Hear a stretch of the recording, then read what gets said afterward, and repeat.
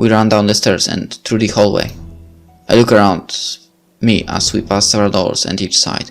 Tia is nowhere to be seen. No one else is here either. Doesn't look like that right person called for anyone. We reach the end and Yoko slams open the very last door. Behind the door is a well-lit display room, almost entirely devoid of furniture. This must be the room Rush was talking about. In the middle there is a pedestal and on top of it there is nothing. Tia! Yoko rushes into the room. Near the wall on the other side of the room is Tia. She's lying with her back against the wall, her eyes closed. Has something happened to her? A chill runs through my spine. Something is wrong about this place. Yoko kneels by her side and grabs her arm. Tia! Tia, wake up! I'm about to enter the room and help her, when suddenly the door moves in front of me. What? I catch a glimpse of a surprised Yoko turning her head towards me, and then the door shuts in my face. I'm alone in the hallway. What is this? I grab the handle in an attempt to let myself in. Yoko! But just as I'm about to push down the handle, something strikes my chest with a great force and sets me flying backwards. I hit the floor hard and glide a little before coming to a stop. My whole body hurts as I try to push myself up again. What happened? We meet again. A few meters away, just in front of the wooden door, a shadow is watching me. My blood freezes as I see it.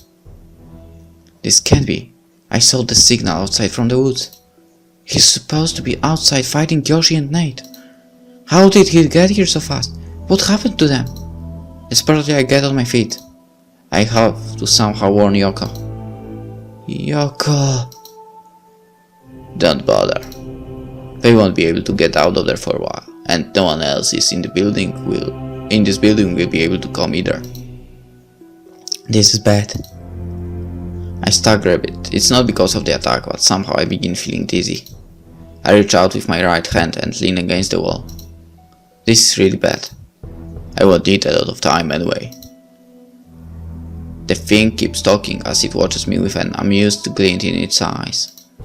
I only need you and the orb. It will be over soon. It already has the orb, and it will try and kill me again now. No, it will kill me. I remember the sword that Yoko gave me. Should I use it? I draw my weapon. What? Are you going to fight me? The demon is amused by my mark of defiance. Not even an angel stood a chance against me, and still you're going to try? How brave, it will be fun. I let go of the wall and hold on to the sword with both hands. I still feel very dizzy. What is this? I need to concentrate, but my head is swimming. Here I come! The demon leaps into the air and comes towards me with great speed. Desperately I try to avoid the attack, but as I throw myself to the side, I feel a sharp pain shot through my left arm. I back away the best I can, my arm still hurting. Looks like I got hit by its claws after all. I'm bleeding. The pain isn't helping the floating sensation in my head either. Is that all? The demon is coming at me again. I close my eyes and try and swing the sword in a wide arc in front of me in a weak attempt to protect myself. The demon hisses and falls back. I open my eyes again and see a small cut on its one arm. I did that. So you can bite after all. This time I barely see it coming. Suddenly the demon is right in front of me again, and with a spin I am hit with its tail on my right arm. The sword is knocked out of my hand. Then a claw grabs me by the neck and slams me towards the wall behind me. But now it ends. I see a glimpse of clear glass. Was it the orb? The right arm of the demon rises close extended. Its narrow golden eyes fixed on me. The demon thrusts its arm forward towards my chest in a final attack. That stupid bastard! I can't die here. Yoko would hate me if I died like this now. She decided to protect me, so I can't just let this happen. There is nothing I can do in a situation like this where I am pinned to the wall. Split seconds before the claws of the demon will tear me open, but still the determination and the anger grows rapidly inside me.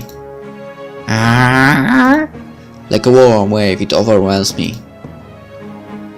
Just before the demon's claws hits their mark, a bright flash blinds the both of us. The demon cries out in surprise and even pain. The light hurts, I can't see a thing. This time I don't see a vision.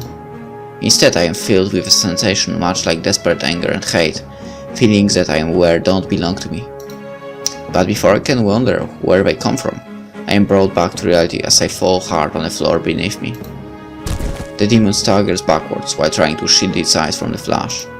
I see blood coming from one of its hands. There is a small flicker of light reflected in a fragment buried in the flesh. Is that glass? More tiny shards of glass are scattered on the floor between the demon and me. I touch my head and try to focus. The dizziness from earlier is still there in a different form, as if my entire brain is rotting back and forth inside my head after the impact of the flash. I have no clue what happened. The demon shrieks in anger and finally regains its balance. You! I will tear you apart! But before he can do that, there is another loud sound, like metal being crushed.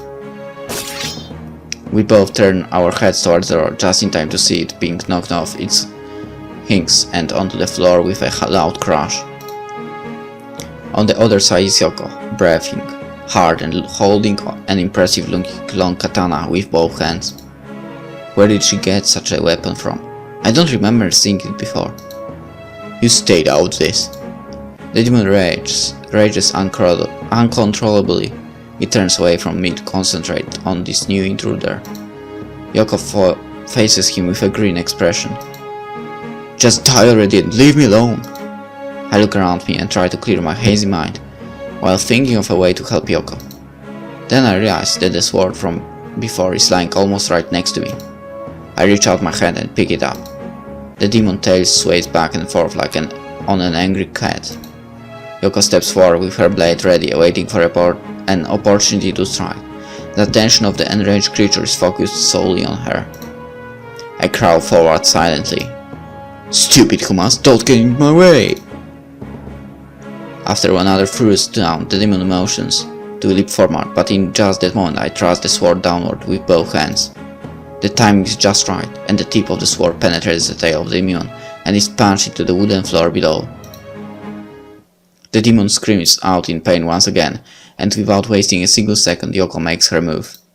Running at full speed, she swings her katana in a smooth movement, slicing through the neck and upper half body of the demon.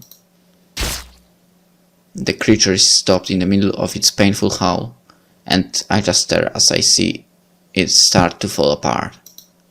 Then, like a shadow struck by sunlight, it fades away and dissolves in midair. All that is left is the sword sticking up from the floor in front of me. For another couple of seconds, I just stare at where the demon has just been standing, afraid that something new and awful will happen if I move. Yoko is standing a few steps away from the place where the demon dissolved, in the same spot where she landed after finishing off her attack. She has her back turned to it, as she calmly wipes the katana. Then she turns around and faces me. Are you alright, Kevin? Yeah. Still sitting on the floor, I slam back, my head still a mess. Yoko walks over to me with the intention of seeing whether I speak the truth. She kneels in front of me again, just like that time in the forest. You don't look very good. Are you sure you're not hurt? There is a hint of honest concern in both her voice and face. I know what happened. There was a flash of light. A headache is coming up. Flash? The orb. Yoko turns her head and now sees the scattered pieces of glass on the floor. Isn't it? It broke. A small voice tells me to make a fuss, but in reality, I don't really care right now. I just feel very tired. So, is it gone? Called back by my voice, Yoko looks at me again. Yeah, don't worry, it's dead now. So I survived after all. My strength is leaving my body, and I feel my consciousness fading. I can still see the panicked face of Yoko and hear her voice. Kevin! Hey, Kevin!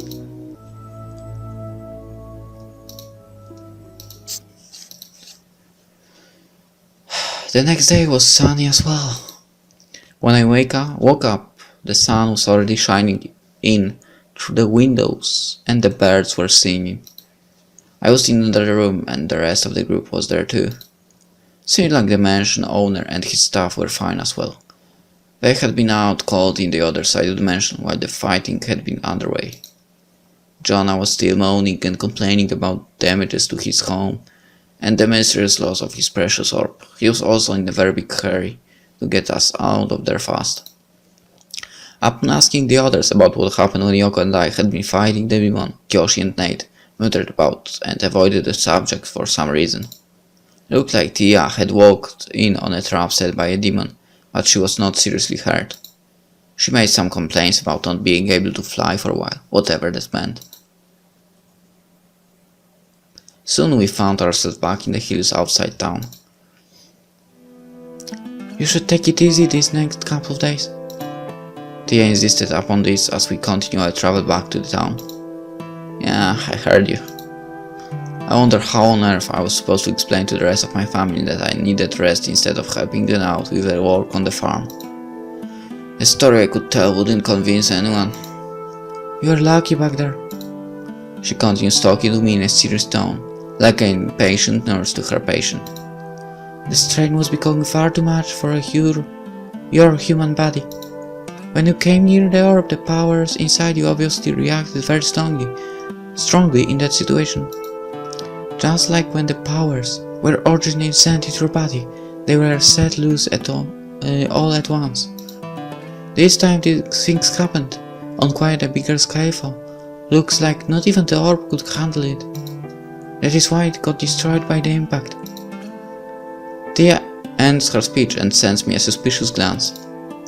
I do not know how you could do something like that, Fu. I decide to try and ignore her and act innocent. I'm not really sure how myself, though. I think back on the strange sensation I felt when the flash had occurred. Somehow I believe that it in some way magnified the results when I broke free from the demon's claws, and also in what I managed to do afterwards. But I still have no idea what it was. It was as if I remembered a deep and strong emotion from a very long time ago, one that wasn't mine to begin with. Shaking my head, I decide to let it lie. There are so many things here that I don't understand. This one seems to be one of them. Oh well, I guess I should say that at least everything ended well. Although I'm still seriously disappointed by some of the results.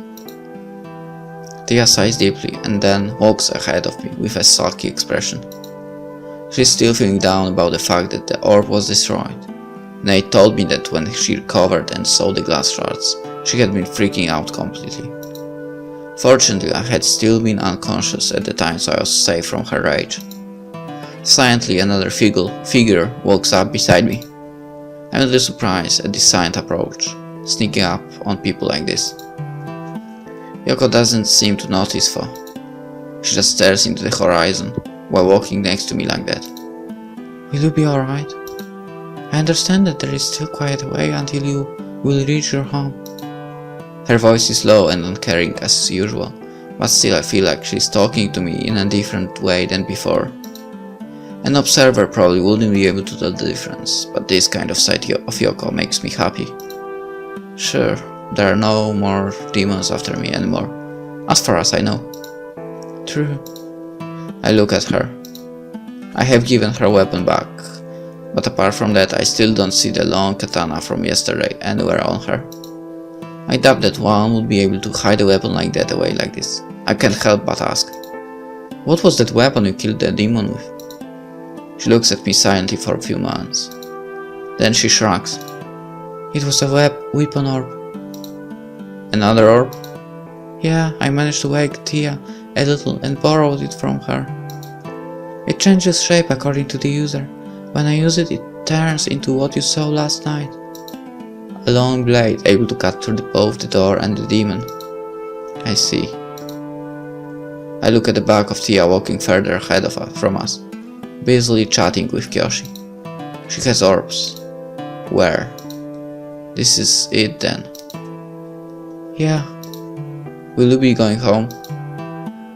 Don't be I mean no. Right, I thought so. I still glance at her as we walk side by side. The thought that we have to part so soon makes me feel a little regret. I wouldn't mind trying to learn to know this person a little better than I already have. Apart from all the near-death experiences, I'm kind of happy that I met these people. I have a favor to ask then. Yoko turns her head towards me again. What could that be? Before you leave, teach me the trick with the grass whistle. Her eyes widen as she stares at me, as if wondering whether I'm joking. I thought you preferred real instruments. Was that a smirk? I'll pass this time. A grass whistle has its practical functions too, after all. With a nod, Yoko breaks out in a calm smile. That is true. I look at her smiling face and can't help but smile myself. So I managed to do it after all. This princess can smile too. When I meet her again, I'll make her smile one more time. Promise. Yoko, good ending. Yes! I'm so happy I got a good ending with Yoko.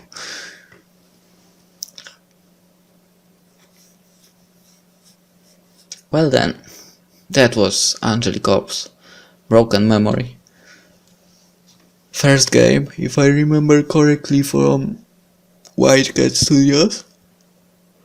It's almost 4 AM, so really nice hour. Okay, I don't really have power to tell anything good, but that game was great. I loved it. I liked it. So I guess that must be enough for you. I hope you enjoyed the Broken Memories Angelic Orbs as well. I loved it, and I guess I see you in the next game. Bye.